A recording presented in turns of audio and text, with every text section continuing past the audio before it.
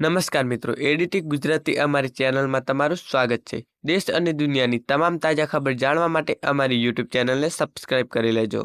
નમસ્કાર ગુજરાત। આજે આપણે જાણીશું વરસાદી માહોલ। ગુજરાતમાં ક્યારથી ફરી શરૂ થશે વરસાદનો નવો રાઉન્ડ? કયા જિલ્લામાં પડશે ભારેથી અતિ ભારે વરસાદ? ગુજરાતમાં છેલ્લા ઘણા દિવસો સુધી ભારેથી અતિ ભારે વરસાદ પડ્યા બાદ હાલ વરસાદનું જોર ઘટ્યું છે અને ઘણા વિસ્તારોમાં વરસાદ બંધ થયો છે। હવામાન વિભાગની આગાહી પ્રમાણે રાજ્યમાં આગામી 2 થી 3 દિવસ સુધી હજી પણ છૂટો છવાયો હળવાથી મધ્યમ પ્રકારનો વરસાદ ચાલુ રહેવાની શક્યતા છે।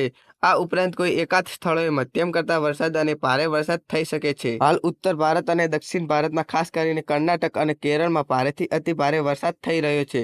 દેશની રાજધાની દિલ્હીમાં પણ ભારે વરસાદ પડતા અનેક વિસ્તારોમાં પાણી ભરાઈ ગયા હતા। હાલ ચોમાસાના 2 મહિના પૂરા થઈ ગયા છે કે એટલે અડધું ચોમાસું પૂરું થઈ ગયું છે, ત્યારે રાજ્યના મોટા ભાગના વિસ્તારોમાં સારો વરસાદ થયો છે। જો કે આ વર્ષે કેટલા વિસ્તારોમાં ચોમાસું શરૂ થયા બાદ પણ ઘણા દિવસો સુધી સારો વરસાદ જોવા મળ્યો ન હતો। ગુજરાતમાં 1 જૂનથી 1 ઓગસ્ટ સુધી સરેરાશ કરતાં 20%થી વધારે વરસાદ થયો છે।